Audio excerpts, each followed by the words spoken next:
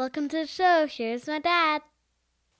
On this episode of the Infant Adoption Guide podcast, we talk with Hope Baker. She's a birth mom and author of the book Finding Hope, A Birthmother's Journey into the Light.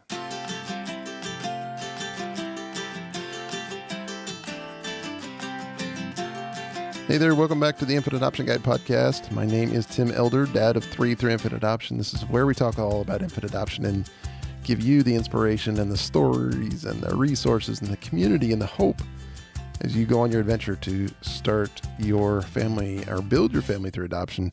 So thank you for joining me today. Special episode. I think every episode's special, but this one is really pretty cool because we've got a birth mom on who's fantastic, Hope Baker. She placed her son for adoption back in 2013, and she struggled. She struggled through a lot in that depression and addiction and overcoming the stigma that surrounds birth moms. And she worked her way out of it, and she found that hope enough to even write the book called Finding Hope, which is so appropriate and amazing and inspirational. And I can't wait for you to listen to her share her story and why she wrote the book and why you should get the book and read her book. It's very inspirational chat that we have with Hope. But first, I wanted to ask you, if you are interested in adoption and infant adoption and you are struggling on how to get started, don't know where to go, don't know which agency to choose, I got a way for you to do that. A brand new course that I've created called Find My Adoption Agency. And you can go over to findmyadoptionagency.com, learn all about the course, how to get started, and what's in it, what it's about. But we went through a lot of effort, a lot of research, and a lot of our experience and working with others and to really hone down the exact steps that it takes to find the right adoption agency for you. And in the interview with Hope today, we even talking about agencies and the importance of support for birth moms. And we go through this in the course. Why it's so important and how you get and why and how an agency should provide support before and after placement for birth moms. They really super important. They should do this. We talk about that in the interview, and we go through it really well inside the course too, because that should be a part of why you choose an adoption agency, important part. So go to findmyadoptionagency.com. If you don't know how to get started or where to find an agency, how to find the right one. And we go through the whole step-by-step process of doing that and even give you lists of agencies to pick from or to try to communicate with and interview and figure out if they're the right ones for you. So go to findmyadoptionagency.com to get started on that. And let's get into the interview right now with Hope Baker. All right, welcome, Hope, to the show. How are you doing today? I am doing great. Thank you for having me, Tim. I'm so excited to be here. Yes, me too. I know you and I talked about this in the pre-interview, but it's really important for me. I love having a different perspective come on the show, and being an adoptive dad myself 3 times, going into each adoption, and even before we adopted, I think I was so important to be able to get different perspectives in the adoption world. So adult adoptees, birth moms, to know what to, not just know what to expect, but how are we going to navigate a relationship? And I know they're not all the same. Every adoption story is different. Every relationship's different. But if you get to know some of these stories, if you hear some of these stories, at least get to realize what it's like or what a relationship can look like and how it affects the adoption triad, birth moms, adoptees, and the adoptive parents. So I appreciate you coming on the show. I think it's going to be a great conversation. And I wanted to start off with you sharing your adoption story. I know you wrote the book and we're going to get into that, but I would like it if you could just share your story with whatever you're comfortable with sharing about how and why you chose parents for your baby and when that was. Yeah, absolutely. So when I was 21, I was a junior in college, just finishing out my junior year. I found out that I was unexpectedly pregnant. I've now learned that we call those crisis pregnancies. So I was in a crisis pregnancy, and I found out I was pregnant when I was further along than most do. I was actually 20 weeks. And when going through, different options and what to do. I am pro-choice, so it's, abortion was on the table as well.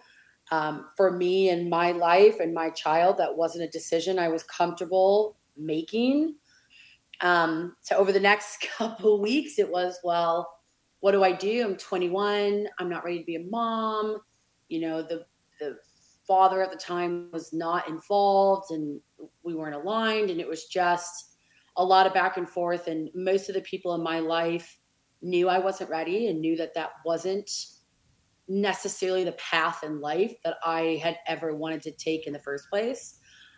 So adoption, right, came to mind. And over the course of a lot of Google searching and, reaching out to different people and going on different websites, I actually came across a single mom and her adoption book showed up almost like an ad on Google. I think she had used like Google AdWords to put her adoption book there. And I just had clicked it one day after, I had looked at so many families through agencies and online, and I clicked it and I started reading through her book and thought, this is who I want to be when I grow up. This is who, I aspire to be someday. And I reached out to her and to her lawyer whose information was there and confirmed that she was in fact a legit person, because remember, it showed up on the site of Google. So I had to make never sure. know. That's right. You did Yeah, a double I had to check. make sure she was real. And shortly after that, her and I were communicating. I had sent her a couple of pictures of ultrasounds and I flew out to visit her. And I'm telling you, when I met her, I knew almost instantly that if I could not raise my son, that she was the only person who I felt in my mind should do it. Wow. And we spent that weekend getting to know each other and, went to the beach. And I really got to catch a glimpse of the life that my son would live. And that's how I wanted him to live. And with that type of person. So, the rest is, there's a lot of in between, a lot after and a lot during, but that's, how I came to the adoption table and really how I found the woman who is now my son's mom. It's really interesting because, you talk to, I don't know, pregnancy crisis centers and places like that. Adoption always doesn't always come into the picture. So it's interesting that you said it just came to mind. Did it come to mind on your own, or was there something out there that just kind of prompted you, like, hey, maybe I could do adoption? Did you always know adoption was an option for you, I guess? I knew that adoption, I knew what adoption was. I can't say that I was educated. And even while placing my son for adoption, I did not feel very educated in adoption actually until the last couple of years.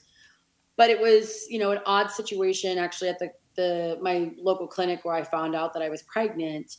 Adoption came up almost instantly.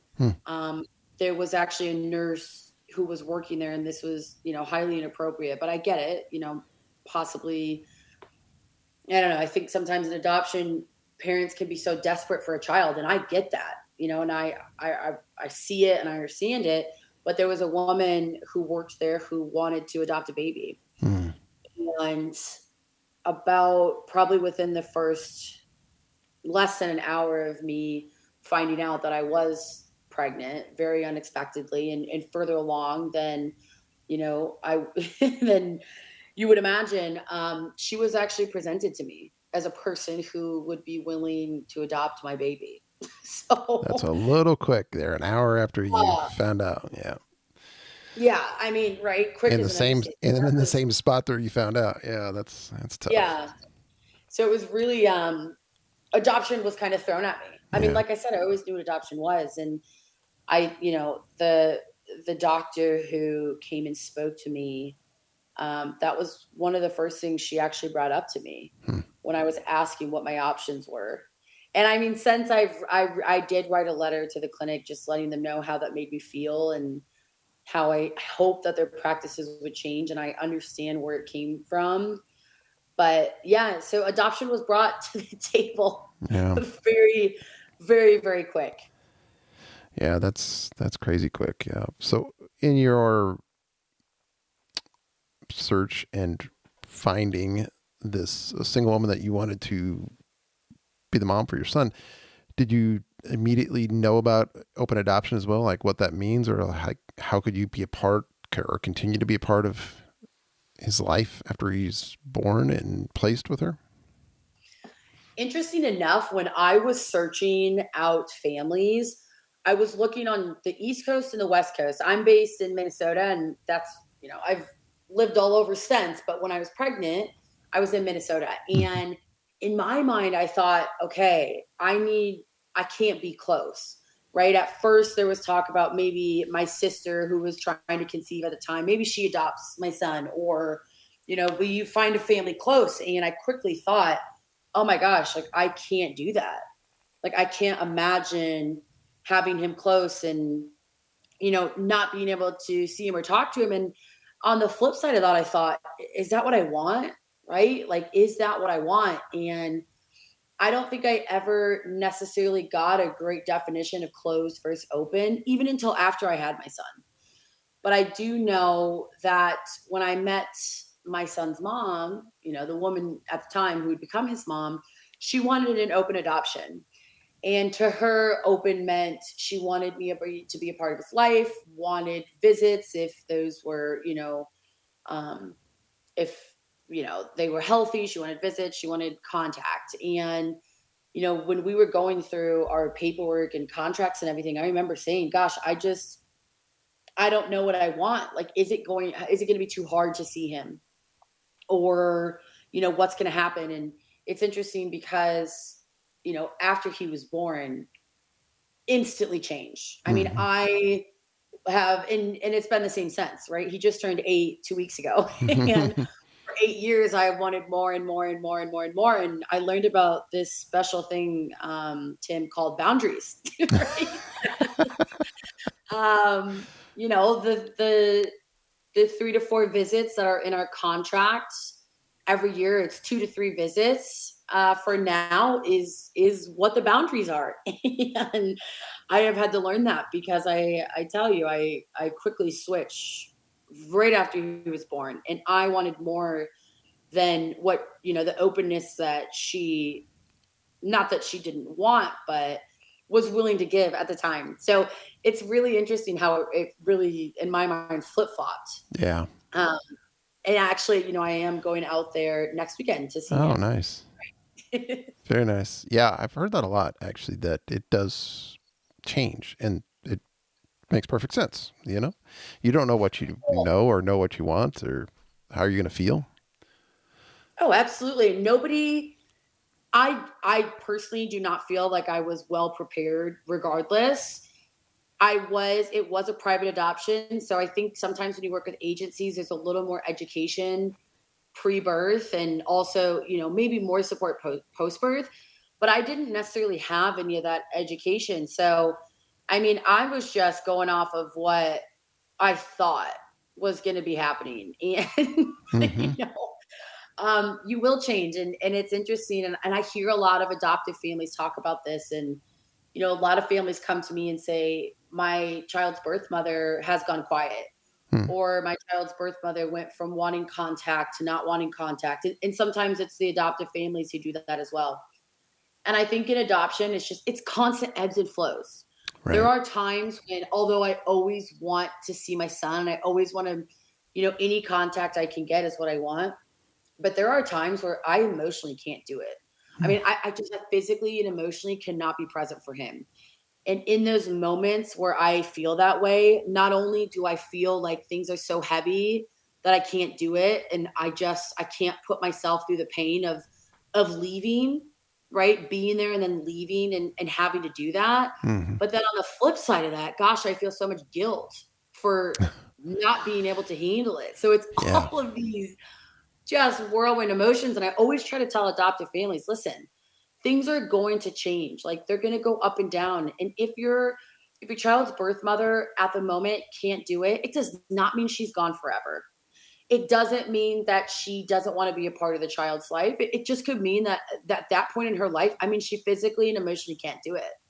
And I think we have to save space on all sides, right? For those emotions of just being too overwhelmed and not being able to handle it. Because I'll tell you that, I thought that placing my son in, his mom's arms when I left California after I gave birth and was flying back to Minnesota, I thought at the time that that was the hardest moment that I would have in adoption. And I was very wrong.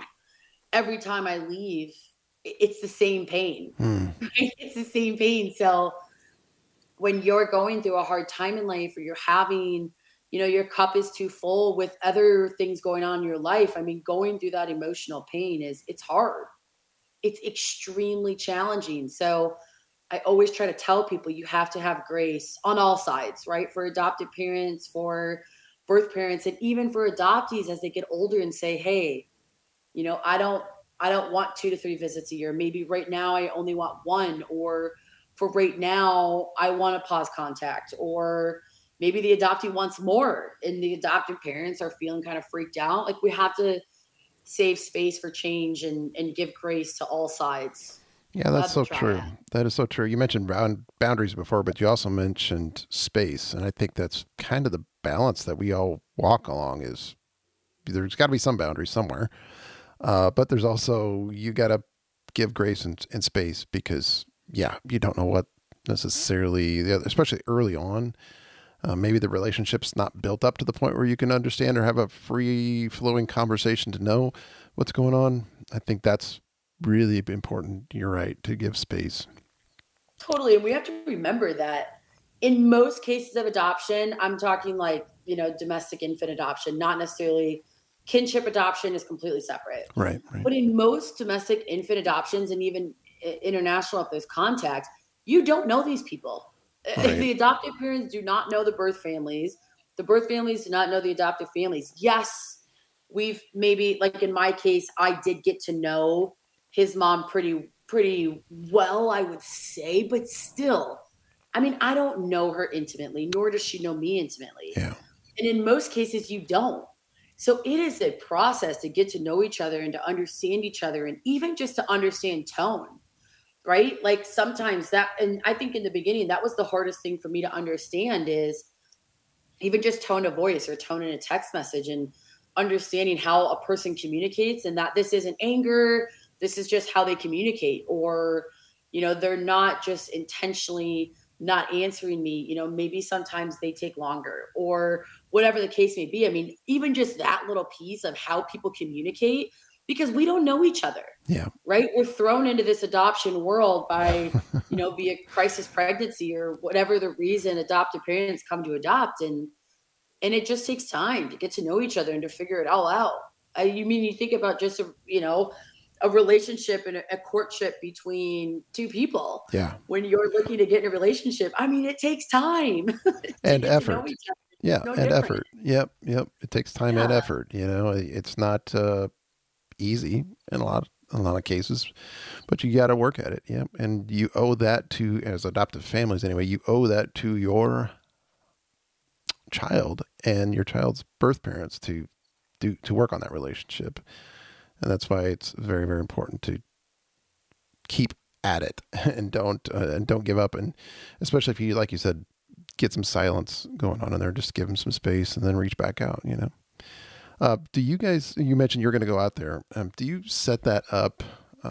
How does that work? Is that something you just talk through, or does you guys have, you mentioned a contract too. Maybe you have certain times that you get together every year? Yeah, so we, in our, post placement contract, it allows for 2 to 3 visits a year, and it Okay. allows, even, I think the pictures was like 2 times a year, Hmm. which I have to tell you, I mean, my son's mom definitely goes above and beyond with that. I get a picture book of my son, and I have for the last many years, of pictures of his life. Yeah. I get that, right, which I think is incredible. And actually, my mom gets it, and my grandma gets it as well. Oh, So wow. we all, yeah, I mean, it's a pretty incredible thing that she does. So that is part of our openness, but we do get the 2 to 3 visits, and typically we do one around his birthday and one around my birthday, and then one, maybe throughout the year, which is great. So, I mentioned his birthday was a couple weeks ago. So this was the first time we could get together. It was, October. Sometimes I'm there the weekend, right of his birthday, and his first couple years of life, I was always there on his birthday party.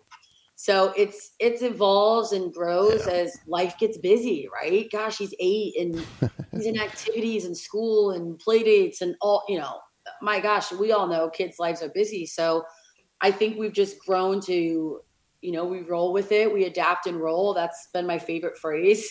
Yeah. is we adapt and roll. But typically we do like to keep it around birthdays. And then if there's another sporadic visit, I mean, with COVID, it was really challenging. I went almost 2 years without seeing my son. Oh, wow. And to say that was a challenge, that's just the biggest understatement you could make. I mean, I'd never spent that much time away from him. So I was there in August. So actually more recently, and it was an interesting visit because it'd been so long, and gosh, kids grow so fast. Yeah. Right. At that age, they completely change. Yeah. Yeah. I mean, completely different kid. I mean, it was so interesting to be around, and it was fun to, get an invite back so quick. I mean, I don't necessarily request visits as much as I think I used to, because it's really hard for me to hear not right now. Mm-hmm. They're never no's, but they're not right now's. And what I found for myself is I can't go through that, because it's not against her. It just triggers something inside me. Yeah. And I can't go through that of hearing now's not a good time. So I typically like to, we know that the birthdays are a thing. And I really leave it up to her on, when is another good time, because, especially around COVID, it was really challenging, with getting vaccinated and when are we eligible and all the things that had to be done before I could see him. So I know birthdays are set, and in times that don't have COVID, the world shutting down, I know every year that I'm going to see my son around my birthday and around his, and that awesome. Is set in stone. Well, let's back up a little bit in time. You've mentioned on your blog, and we're going to talk about your book here in a minute, but this kind of leads up to that. You mentioned after placing your son for adoption in 2013 that you struggled through a depression and addiction and overcoming the stigma that surrounds birth moms. And you say, let's see, quote, I have a quote here saying, "There was a day about 4 years ago when I looked into the mirror and said, you have to tell your story. You have to speak up and share with others how you overcame your trauma. It was that day that I started 20-something Birthmother, and the rest is history." So can you talk me through that a little bit? And I know you go through it a little bit in your book, but how did you were able to overcome these struggles to the point where you're like where you are now and just confident in sharing your story? You're coming out a podcast, sharing your story. I mean, that seems like way away from dealing through with depression and addiction and overcoming the stigma. Can you talk through that?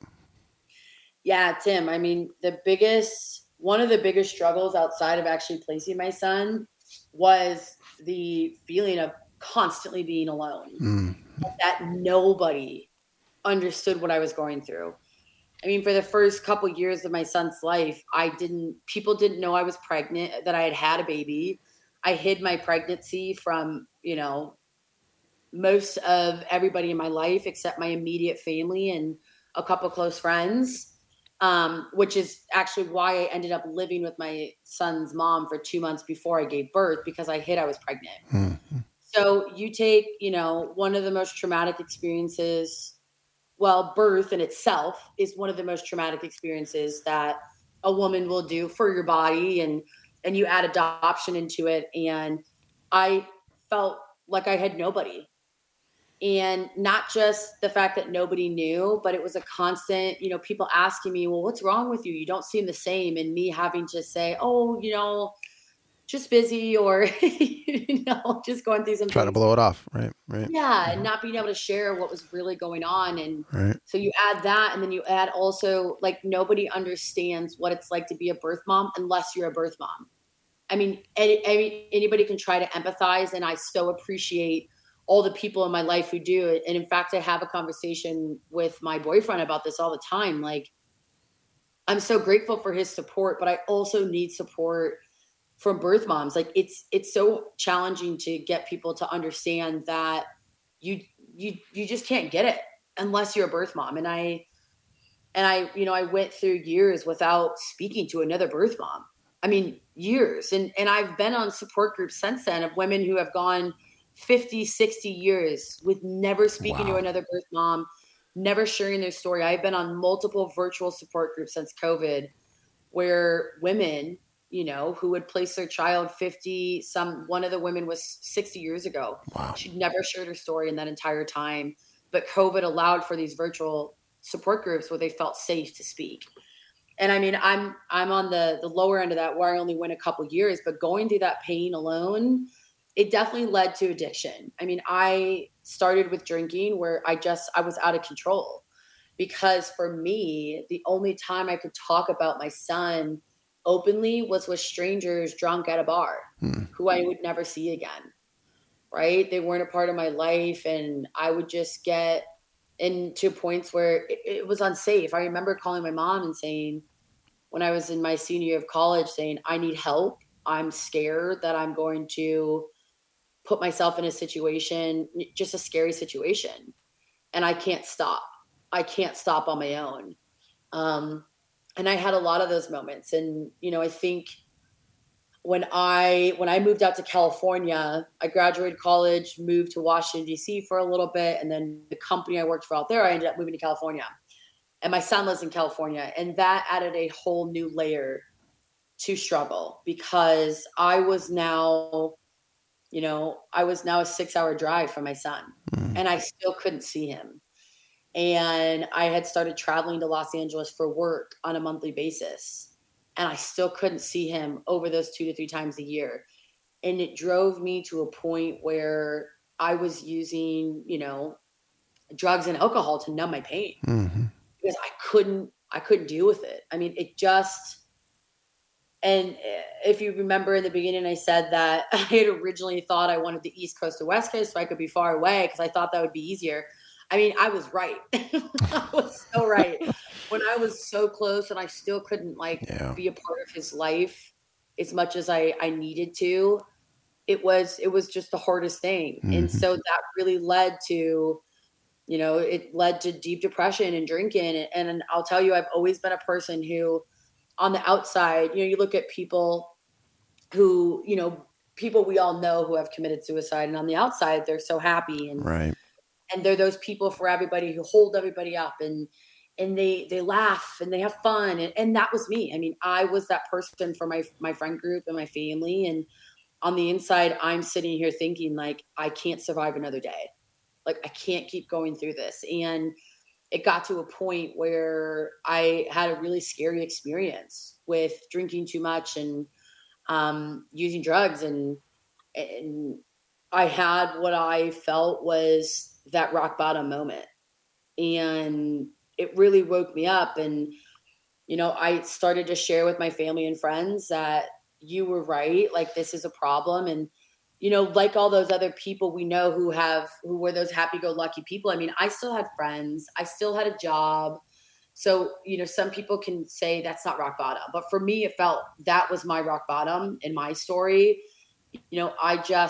I thought I was going to die. And I kept thinking like, this cannot be not just my story, but my son's story. Like, my gosh, like this can't be our story. And, after that moment, I decided, I am going to get help. I'm going to find support groups. I'm going to find a way to overcome this because I can't keep living in this darkness. And I can't keep living and going through this alone and not being able to talk about how I feel.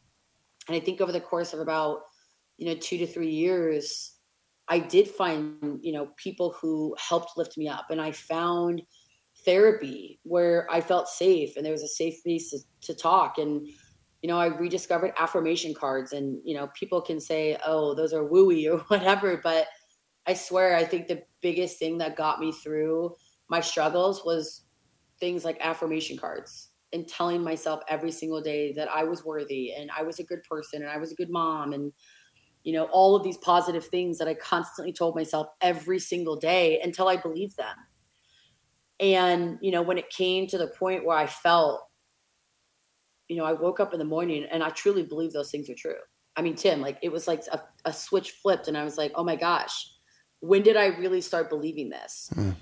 And, going through all of that and, finding purpose in not just my career, but helping other birth moms through, 20 something Birthmother, the anonymous blog I wrote. I didn't want other birth moms to feel alone.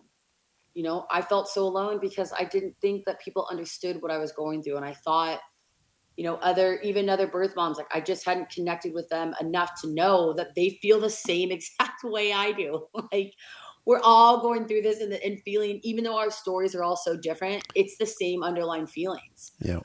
And I just didn't want anyone to feel alone. So I think, that drive of just not wanting anyone else to wake up on a bathroom floor, shaking, thinking they were going to die. I didn't want another birth mother to feel that and another birth mother to have to go through that alone, which is what drove me to, write my book and since, started, another podcast and constantly, share my story. I mean, I am so open about my son now. I mean, thinking back to when I first placed and I wasn't telling anybody to now, when people ask me my story, not even just with adoption, I share that I'm a birth mom.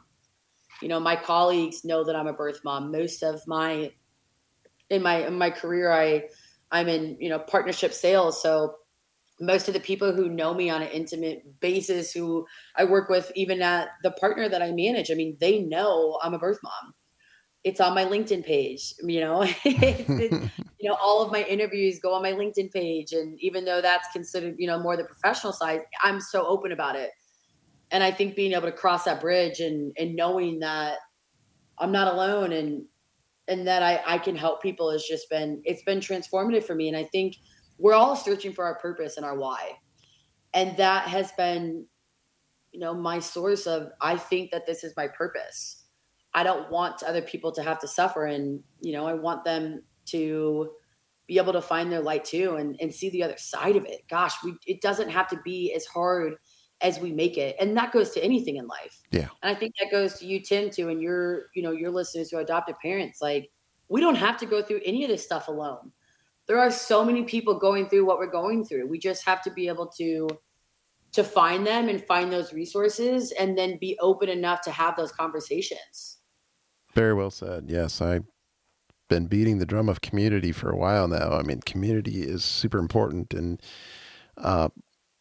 having a community is good. Having the right community is better because you can get lost in certain communities, especially online. You get in Facebook groups and other things, and you just get lost, and you're just kind of I don't want to use the word troll, but you're a person just reading things rather than participating, and that helps. But when you actually find somebody and you're communicating with somebody that's been through what you've gone through or are going through at the same time what you're going through is huge. Being able to communicate with them. And I think that's what I love about your book is that you are opening, and not just your book, but everywhere you are, like you said, on social media, you're opening that door to say, hey, anybody else dealing with this? Come on, let's talk, let's communicate, let's be a community together. And having your book out there really shedding the light on how you can find hope. And I love that your name is Hope and you're finding hope. That's just perfect. So your book's called Finding Hope, A Birth Mother's Journey into the Light. And you can get that book anywhere. What the great things are, and I love, this is what you say on your website, and I hope everybody goes to it. It's hopeobaker.com. And we'll give you that link in the show notes. But on your website, you say there are 4 key things that I want you to take away from my story. And I'm not going to read through them all, but these 4 key things are really, really cool because you're talking about community, you're talking about pain, you're talking about working through things, you're talking about open adoption, you're talking about relationships, you're talking about how to work through the pain, and that it's okay to embrace it and work through it with others. So to go from where you've been to where you are now is just inspiring and impressive. And I'm so glad you wrote the book. And I wanted to ask you, what's the number one reason? I mean, I gave four right there, I guess. But what's the number one reason why adoptive families? So most people listening to this are adoptive families or hopeful adoptive families. What's the number one reason they should get your book and read it? Yeah, I think that one of the biggest issues in adoption in my eyes is it's kind of goes back to what you're just saying. I mean, the communication piece and the community piece. Typically, hopeful adoptive parents, prospective adoptive parents, they only talk to adoptive parents, Mm-hmm. right? It's how it works. They don't. Well, or they don't know any better, right? Yeah, exactly. You don't know what you don't know. Right. And I think that that's this big issue is that, they're reading books by people who have adopted, or they're talking to other adoptive families who have done it in the past and asking them about the process. And I think even with birth moms and when you're expectant mother, I mean, you're not necessarily talking to people who have adopted in the past and asking them about it. It goes both ways too. But I think that the best way for us to move forward and move forward together, because at the end of the day, we're making decisions. You and I both made decisions for our child that they had no say in. Right. They had no say in this decision, right? They were born and they were adopted. You and I both made conscious decisions to make that decision for them. And they don't have a say. And at the end of the day, every decision we make after that has to be with them in mind. And when I think about a problem at work or a scenario at work, my first thought is to look at all the different sides. What's your perspective? What's your perspective? What's your perspective? And how do we come to the best outcome? And I think that needs to apply to adoption. We have to listen to birth mother experiences. Yeah. We have to listen to adult adoptee experiences and also adoptive parents. I mean, I feel like if you go into the Instagram community of adult adoptees and even birth moms, adoptive parents are getting beat up. And I'm not anti-adoption at all, but they are. And I think it's because adult adoptees and birth moms don't feel listened to. Right? We're not, because at the end of the day in adoption, we're not the ones writing checks. And I think that it all comes back to that's who we feel is listened to in adoption with agencies, with attorneys is who's paying for it. And that's crappy, right? I mean, I don't want adoptive parents to be painted in this negative light where everything is your fault, because I don't think it is. I think it all comes down to, communication and even agencies and lawyers and all the different people who make adoption go round, even outside of our triad, right? Them also listening to the other voices of the triad. But I do think that our experiences are so important. And in order to get a full picture of what we go through and what adoption is outside of just the struggles that, adoptive parents go through, it's important to listen to us. Absolutely. And to hear our voices and to hear what we may have needed or what we didn't get. I mean, if you think about it, in my specific adoption, I received 3 therapy sessions. That was included in my contract. 3 therapy sessions to process. Not enough. Yeah. Not enough to go to process for the rest of my life. That was what was included. Yeah. And I think, an agency and, in non-private adoptions such as myself, where there wasn't an agency involved, I mean, sometimes they get 3, sometimes they get 5, sometimes the agency has a support group, but not really, right? For the most part, that's just not there. And that's an issue. And I think adoptive parents, I mean, do they even know that? Do they know that there is almost 0% support offered or given to birth mothers after they've placed their children with your family? I mean, do they know that? I don't know. I know a lot of adoptive parents, I mean, they're like, holy crap. Like, I had no idea.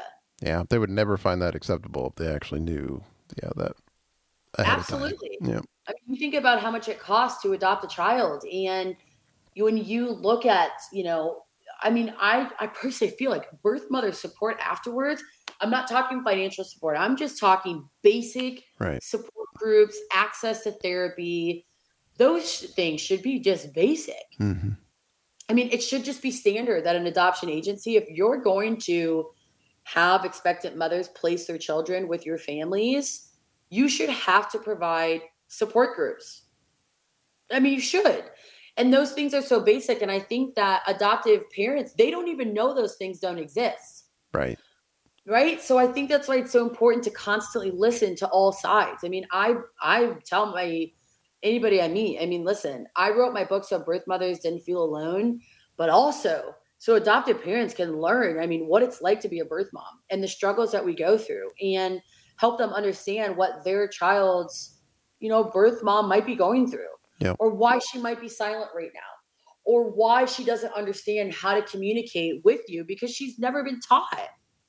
I mean, we're not, So we're true. not, those things aren't taught to us. Yep.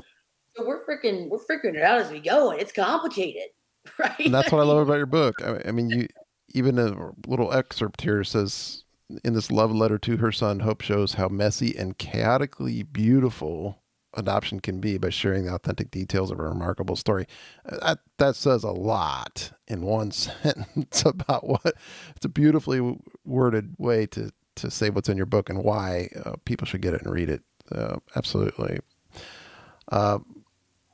Anything else you want to say about your book, or why people should get it and read it? I mean, just to read your story and I'm intrigued. I think everybody else should be intrigued about reading your story and hearing what's in it, because all the details are what you really need. That's where the real inspiration comes from, and the real learning comes from, is all the details in your story. So in your book. So I highly recommend everybody getting it. Anything else you want to say about your book?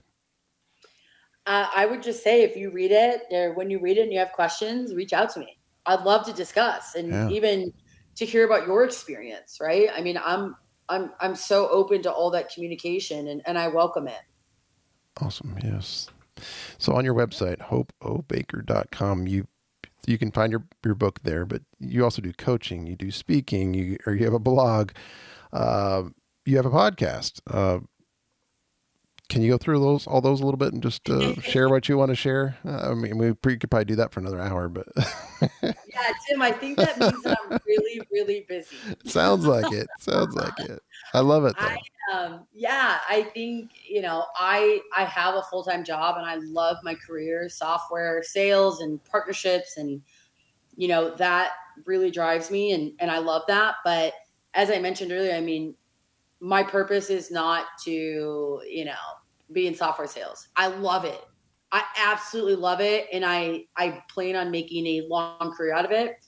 But my purpose to me is to help others through, whether you're a birth parent or an adoptive parent or even an adoptee, just giving them the perspective of a birth mom. Mm-hmm. So that's where those coaching sessions come from. And that's where the podcast comes from, that I host with two other great women who I'm the birth mom, there's an adoptee, and there's an adoptive mom. So we come together to represent the triad. And my gosh, I cry on every episode. I swear, I literally cry every episode, because it's so interesting to just be interviewing everyone from the triad, and that's what fulfills me. So when I think about the busy life, I mean, I'm never too busy to have those conversations and to come on podcasts like this, Tim. I'm so thankful you having me on, and do talks, whether it's for, an adoption conference, or, even agencies ask me to come speak, which I thoroughly enjoy, when I get to talk to prospective adoptive parents, or even adoptive parents who are asking for support and just communicating with their birth mom. I love that. So, I'm open for all of it, and I try to find enough hours in the day to do it all. But here I am. I'm making it work. Well, I love that you're doing that, because, boy, you just give a perspective that anybody in the adoption community can pull from and learn from and grow with. So that's just amazing that you're doing that. I really appreciate that you're putting yourself out there, because it's not easy. I get it. Having a full-time job and doing all this stuff has got to be really, really busy, but fulfilling as well. Sounds like very much for you. Absolutely. Absolutely. It's very, very fulfilling. All right. Well, as we wrap up, I already mentioned your website, hopeobaker.com. Is that the main place people can find you, or where else would people look for you? I would say either there or Instagram. So Hope O Baker. Hope O Baker is everything. Yeah. That's my name on everything. And And I'm always tell people that there's not very many Hope O. Bakers in the world. So It's my true. I see it on website, Instagram and Facebook and Twitter. You're everywhere there. So yeah, Hope O. Baker. That's it. That's the thing. That's where you can find me. And I answer my website, contact me, but Instagram is probably the easiest way to get in touch.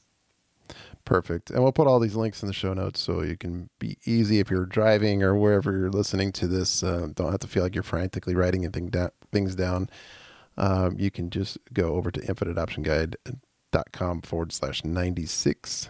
That is where you will find all these links. And you can re-listen to this because just everything that you shared today just is so important for us to hear the perspective of a birth mom. And I thank you for being so brave and courageous, and getting over everything you've done is so inspiring to do it. And I know a large part of it is because of your son, and you're there for him, and that's so important. And I applaud you for that. And I very much appreciate you coming on the show.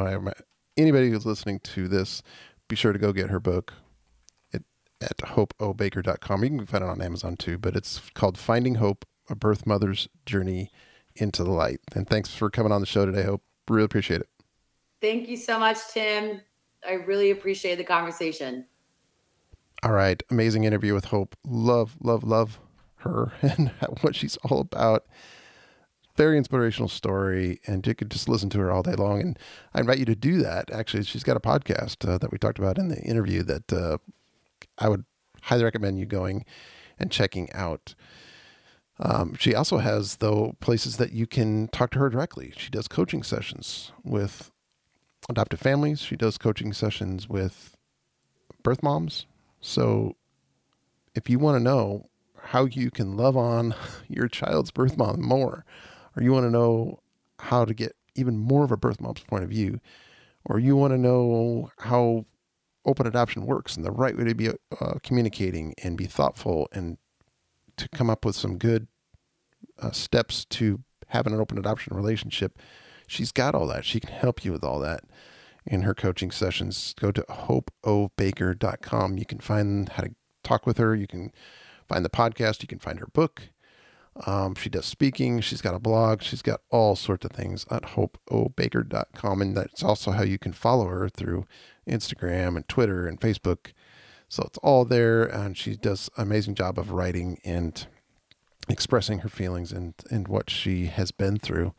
So I highly recommend you go over and checking that out. And also check out infantadoptionguide.com.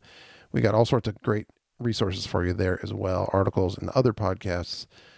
And you can find a couple of links there at the top of the page to our community, Facebook community. If you haven't joined that yet, I highly recommend that. Community is super important, like we talked about in the interview. You also can find a couple of our online programs. One is Adoption Profile Video, how to create and share the right profile video. And then the newest one is all about how to find your adoption agency, like we talked about at the beginning of the podcast. Findmyadoptionagency.com. All right, that's all I have for you today. Can't wait to talk to you again on the next episode of the Infant Adoption Guide podcast. Until next time, though, you are in my prayers as you go on the journey to build your family through infant adoption. God bless.